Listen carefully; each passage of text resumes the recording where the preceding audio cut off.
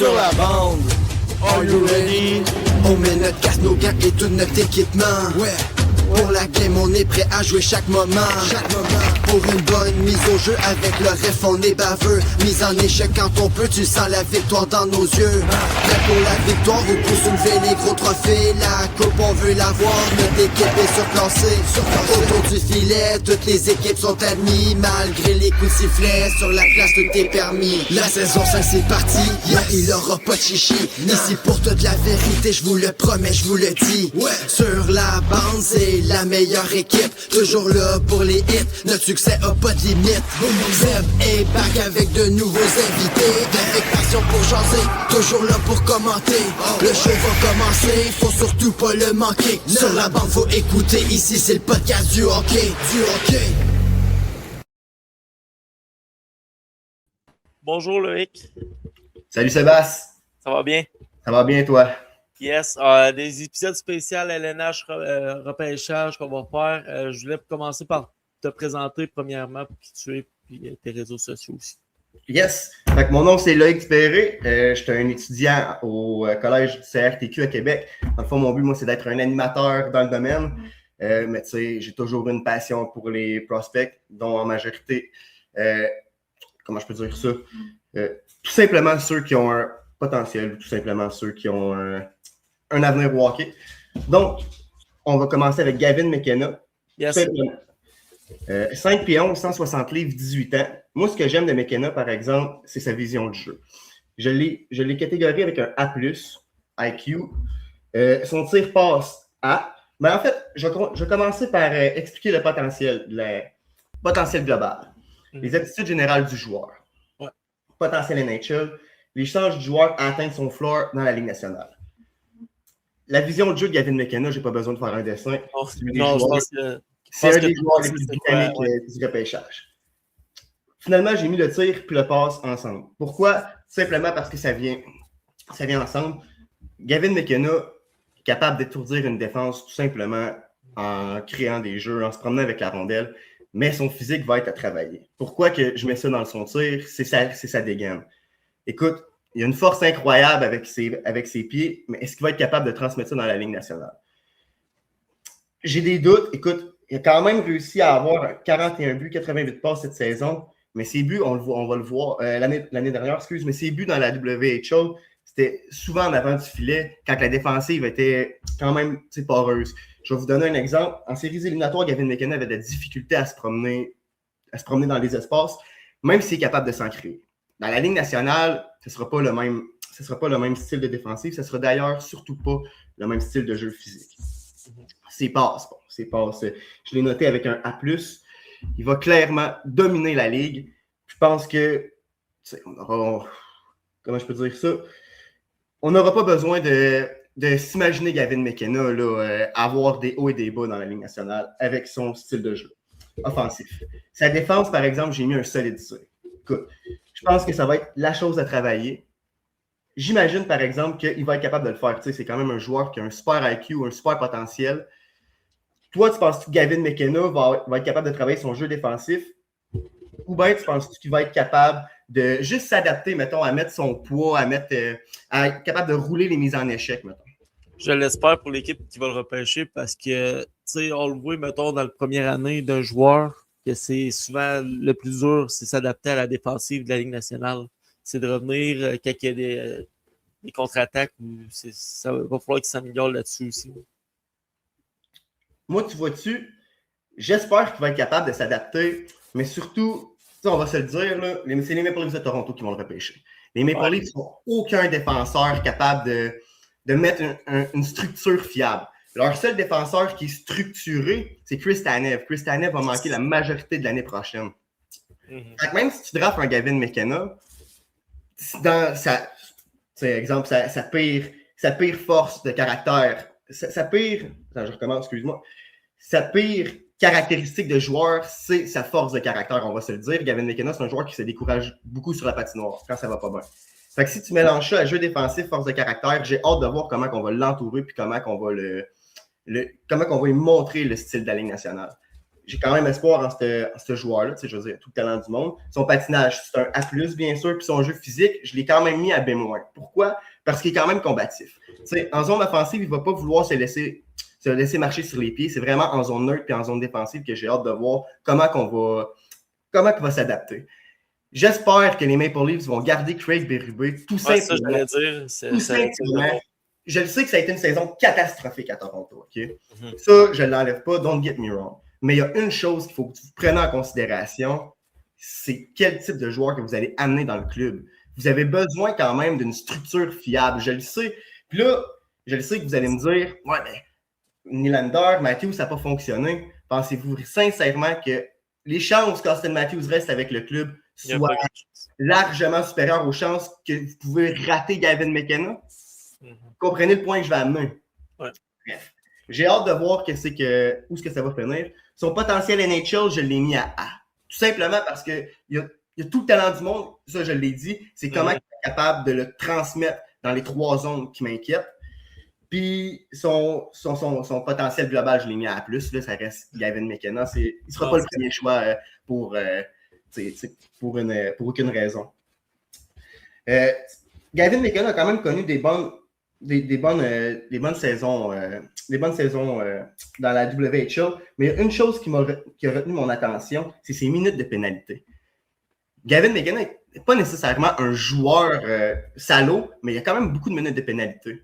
Sans aller en détail, moi, ce que j'ai hâte de voir, c'est est-ce qu'il va laisser traîner son bâton dans la Ligue nationale quand il va se décourager? Est-ce qu'il va être capable de faire des bonnes lectures du jeu? Parce que, tu sais, un accrochage par-ci parce que tu perds la rondelle, une main sur le bâton, on retient par là, c'est facile. C'est facile de déstabiliser un joueur, puis c'est facile de faire en sorte qu'un joueur ne reste pas dans sa game. Gavin McKenna, c'est un joueur de confiance. Si sa confiance est atteinte, est-ce qu'il sera capable d'atteindre son apogée? Son apogée, je l'ai mis à un 120 points environ. Pourquoi? Parce qu'il a le potentiel d'être un des 5 meilleurs joueurs de la Ligue nationale. Je pense qu'à son floor, ça va être un joueur de 70-80 points. C'est quand même bien, mais c'est surtout, moi, à son pire qui retient mon attention. Mettons pour le fun, à son pire, tu penses que Gavin McKenna serait un joueur de 60 points, un joueur de 40 points ou tout simplement un joueur qui aurait de la difficulté à faire le saut dans la Ligue nationale? Moi, je dirais 50-60, mais difficulté de Ligue nationale, ça me surprendrait, à moins qu'on ait un flop vraiment. Là. Moi, ce que j'ai mis à son pire, c'est les blessures. OK.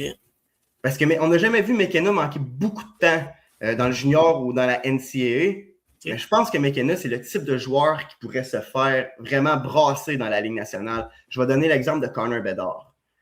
Bedard, c'est un joueur, quelqu'un qui va en avant du filet et qui veut payer le prix. C'est pas un joueur qui veut tricher nécessairement, qui joue en périphérie. Mais on l'a vu, Bedard, là, juste au cercle des mises au jeu, il peut manger des doubles échecs violents là, à l'endroit de la cage thoracique, en avant du filet. Il peut manger des coups de bâton solides, sévères en arrière de la tête.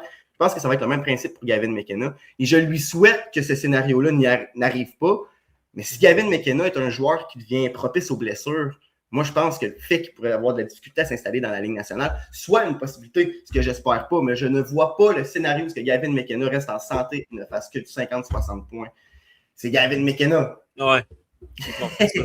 Ça, je voulais te demander, en début de saison, je pense que ces statistiques étaient moins là. C'était plus l'adaptation à la NCAA, un peu plus, parce que ça, WHL, c'est une ligue un petit peu pas plus basse, là, mais le niveau de jeu est un peu moins intense. Je pense que c'est la structure défensive. Tu sais, beaucoup d'équipes dans la NCAA, je vais donner l'exemple de Providence, c'est complètement des équipes structurées défensivement. Ils gagnent des matchs avec leur structure défensive, leur pinch des défenseurs solidement exceptionnel. Puis je pense que Gavin McKenna est rentré dans ce moule-là. Tu sais, c'est pas le joueur le plus dominant physiquement, c'est pas... Il y a un très bon patinage, ça, je vais pas le nier, mais la force physique sur patin, puis l'équilibre, même si c'est un bon patinage, parfois, tu peux te faire surprendre par des défenseurs plus gros. Puis, tu sais, Gavin McKenna n'avait tout simplement que 18 ans, puis il jouait contre des hommes de 23, 24, même des fois 25 ans, tu sais.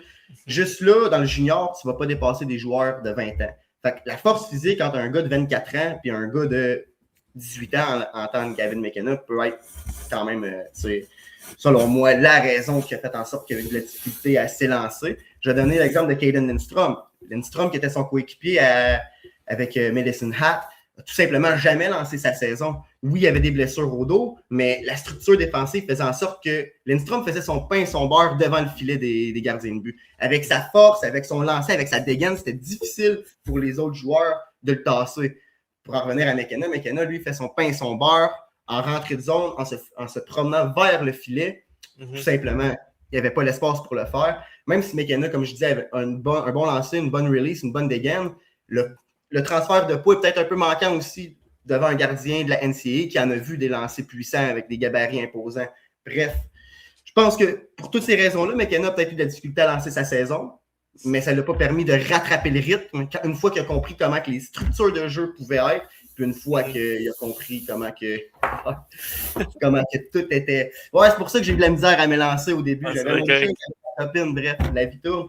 Mais bref, tout ça pour dire que Gavin McKenna a réussi à trouver sa façon de faire son pain et son beurre dans la NCAA en comprenant comment les structures défensives étaient. Tu sais, on parlait tantôt de Toronto, c'est ceux qui repêchent McKenna, mais est-ce que ça aurait été mieux pour eux autres d'avoir le deuxième choix ou troisième choix pour faire une structure plus défensive?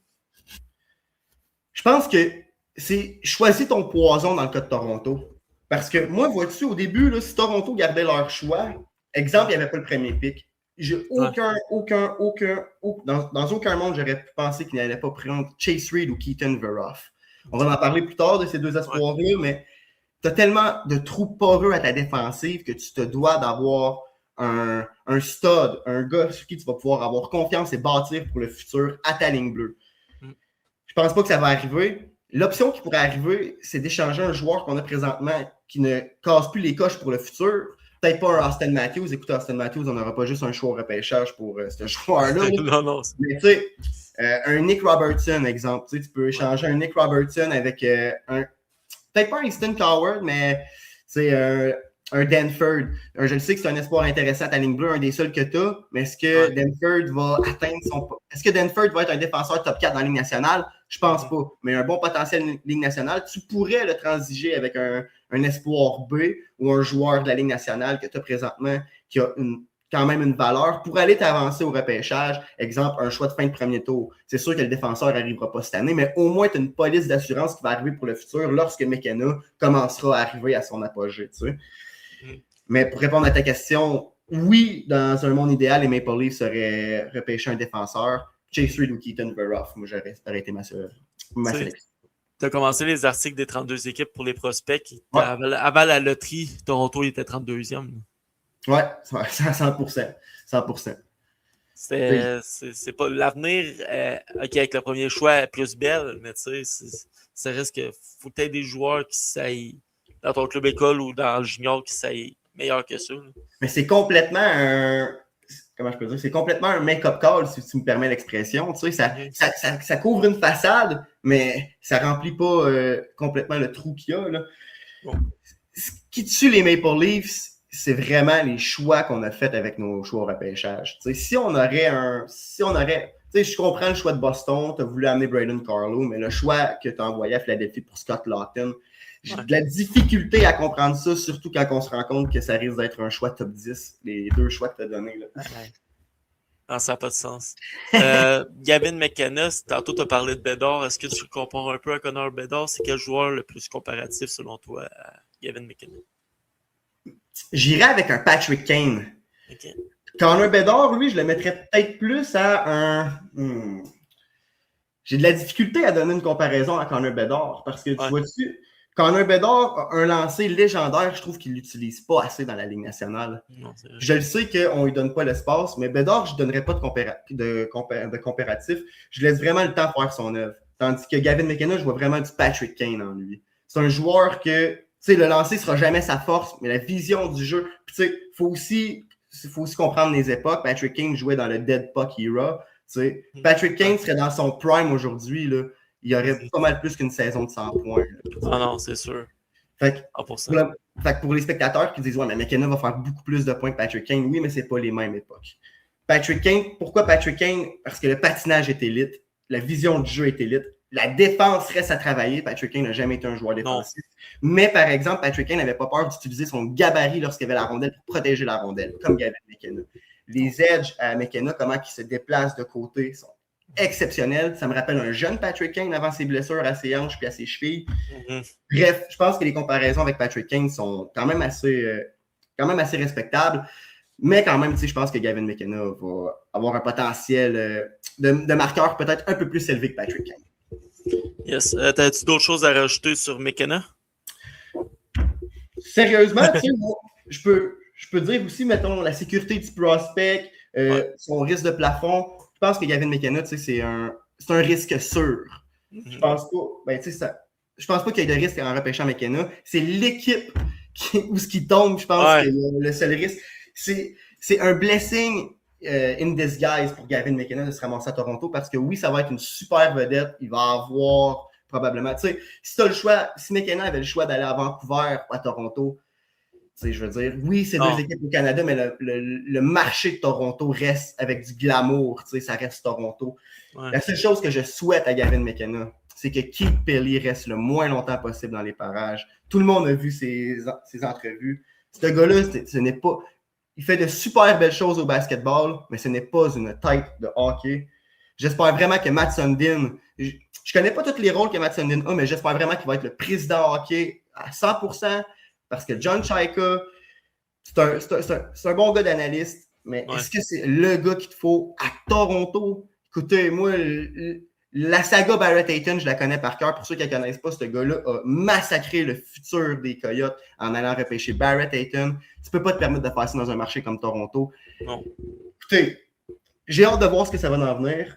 Mais McKenna, sécurité du prospect, je l'ai noté à 9,5 sur 10. Son risque de plafond, parce que c'est quasiment sûr qu'il va atteindre son plafond, je l'ai noté à 10 sur 10. Puis son style LNH, je l'ai mis à 6,5. Tout simplement parce que son physique est à travailler, ses prises de décision sont à travailler et sa discipline est à travailler. Ouais, surtout ça, je checkais ses minutes de pénalité. C'est juste à Penn State, 35 games, 36 minutes de pénalité. L'an passé, 120 quelques minutes de pénalité, je me trompe pas.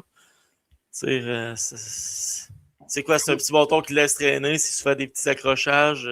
Faudrait que je regarde ces minutes de pénalité à Medicine Hat, mais je me rappelle que... 129, je l'étais noté, je trouvais que c'était... Ah non, excuse, pas 129, excuse, c'est point, excuse. C'est 60 minutes de pénalité. Je me l'étais noté. Excuse, 19 puis 36. Je suis mélangé, je ne checkais pas à bonne place. C'est grave, mais il faut prendre en considération que 36 minutes pour Gavin McKenna, c'est 60 minutes pour un joueur discipliné. Ce que je veux dire, c'est que McKenna n'a aucune raison de prendre des pénalités. Il n'est pas là pour brasser. Il n'est pas là pour jouer de l'échec avant. Il est vraiment là pour mettre des points au tableau, surtout à Medicine Hat. Fait un 36 minutes de McKenna, il faut aussi prendre en considération que c'est 36 minutes de laisser traîner son bâton. Là, je veux dire. Ouais. On a tous vu ce que McKenna faisait là, à Medicine Hat l'an dernier. Il était dans une ligue à part. Là. Puis ça, je voulais te demander, son tournoi U20 cette année, je pense que ça a très bien été avec Team Canada, 14 points en 7 games. La seule différence, je pense qu'on s'est encore fait battre par la Tchéquie cette année. La seule chose, moi, que j'ai pas aimé du tournoi de McKenna, c'est quand tu es un joueur, quand tu es considéré comme un joueur franchise, je m'attends à ce que tu sois le joueur, le meilleur joueur sur la glace. Ouais. Moi, cette année, c'était Michael H, mon meilleur joueur. Ouais. Ça, j'ai mis un gros astérix parce que Michael H, à plusieurs occasions, a tout simplement volé la vedette, que ce soit en lecture du jeu, en entrée de zone, en présence défensive. Il était dans une classe à part. Puis même si Chase Reed ou Carson Carroll n'ont pas connu des gros tournois offensifs, je trouve que leur présence défensive a été surprenante. Tout ça pour dire que je trouve que McKenna n'a pas été nécessairement... Oui, il a mis beaucoup de points au tableau, ça reste Gavin McKenna, mais... Lorsque McKenna joue avec des joueurs de sa taille, de son talent, je pense qu'on a vu qu'il y avait beaucoup de lacunes dans son jeu, surtout dans ses prises de décision. Tu sais, les 3 derniers joueurs que tu as nommés, c'est 3 joueurs qui sont disponibles pour le draft. Des joueurs de 18 ans, c'est rare qu'on réussisse avec Team Canada U20, fait qu'ils ont une bonne présence pour faire cette équipe-là aussi. Ouais. Yes, fait que ça termine pour Gavin McKenna. Merci tout le monde.